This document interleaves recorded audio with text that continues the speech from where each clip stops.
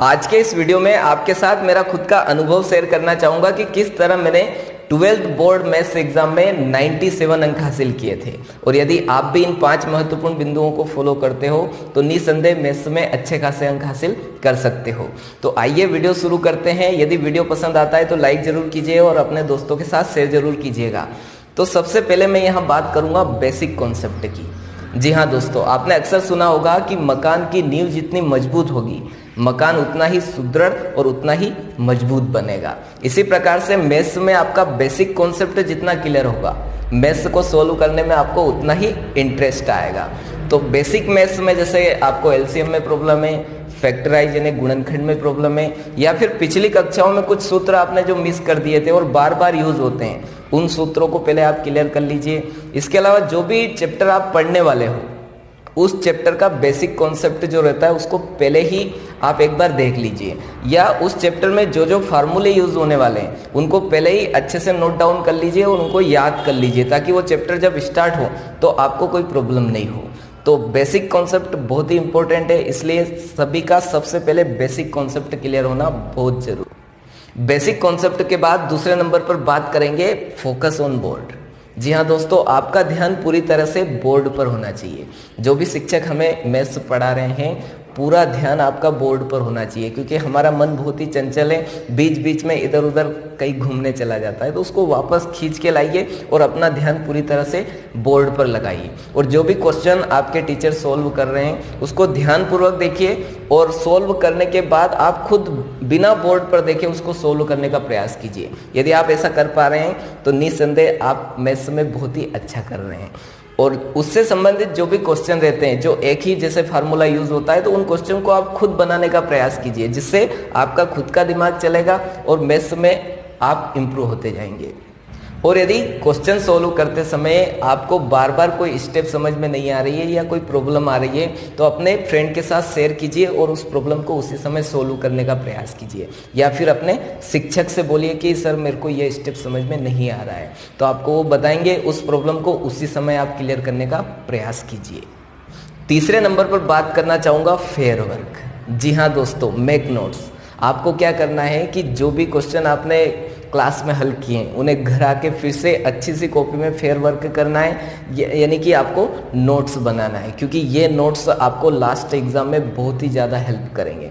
और नोट्स बनाते वक्त आपको सावधानी ये रखना है कि जो रफ वर्क रहता है, यानी कि जो जो सवाल में आपको प्रॉब्लम है उन सभी प्रॉब्लम को पहले सोल्व कीजिए, उसके बाद ही आप फेयर वर्क कीजिए, क्योंकि फेयर वर्क यानी कि पूरी तरह से वो आपकी चीज़ क्लियर होना चाहिए।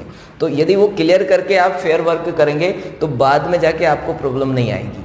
अधिकतर विद्यार्थी क्या करते हैं, जो भी क्लास में हल किया वही आके बस ऐसा का ऐसा नोट कर लेते हैं, तो उनको फिर समझ में नहीं आता है। इसलिए फेयर वर्क यानी कि आपका पूरी तरह से वो चीज़ क्लियर होना चाहिए, ठीक है, क्योंकि यही फेयर वर्क आपको बाद में एग्जाम में जाकर बहुत ज़्यादा हेल्प करने वाली है, ठीक है।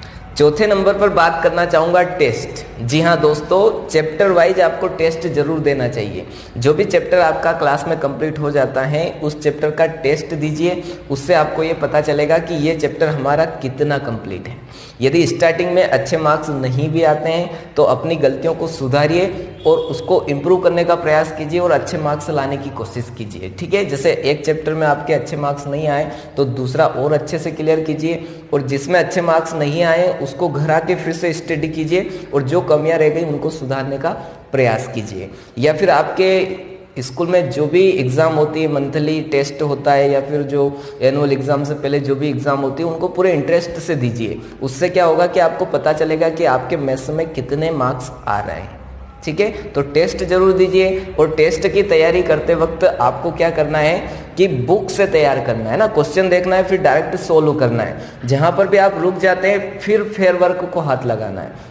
ज़्यादातर स्टूडेंट क्या करते हैं कि पहले ही फेयर वर्क में देख लेते हैं और उसी को देखे देखे कॉपी करने का प्रयास करते हैं, जिस वजह से फिर एग्जाम में जाकर वो बोलते हैं कि भूल जाता हूँ, मेरे को याद ही नहीं रहता है। तो मैथ्स में याद करने का कोई काम ही नहीं रहता है ना, आपको स्टेप बाय स्टेप सोल्व करते रहना होता है, ठीक है। पांचवा और महत्वपूर्ण बिंदु, लास्ट 5 ईयर क्वेश्चन पेपर। जी हाँ दोस्तों, पिछले 5 साल के जो क्वेश्चन पेपर रहते हैं उनको सोल्व जरूर कीजिए, क्योंकि उसी से आपको एक आइडिया लगेगा कि एग्जाम में किस प्रकार के क्वेश्चन बन रहे हैं। तो वो पेपर, कोई भी उन 5 में से एक पेपर उठाइए और उसको पूरा सोल्व कीजिए।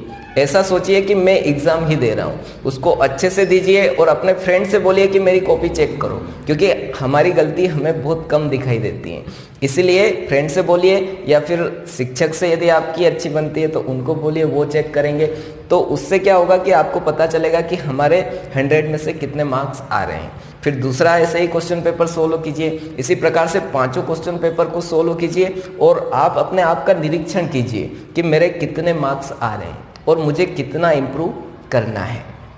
तो धीरे धीरे आपकी मैथ्स भी अच्छी होती जाएगी और आपके मैथ्स में बहुत अच्छे मार्क्स आ जाएंगे। यदि आप भी बोर्ड एग्जाम देने वाले हैं तो मेरी ओर से बेस्ट ऑफ लक। आशा करता हूं कि ये वीडियो आपको पसंद आया होगा। यदि वीडियो पसंद आता है तो अपने दोस्तों के साथ शेयर जरूर कीजिएगा। आप सबका कीमती समय देकर हमारा वीडियो देखने के लिए बहुत बहुत धन्यवाद।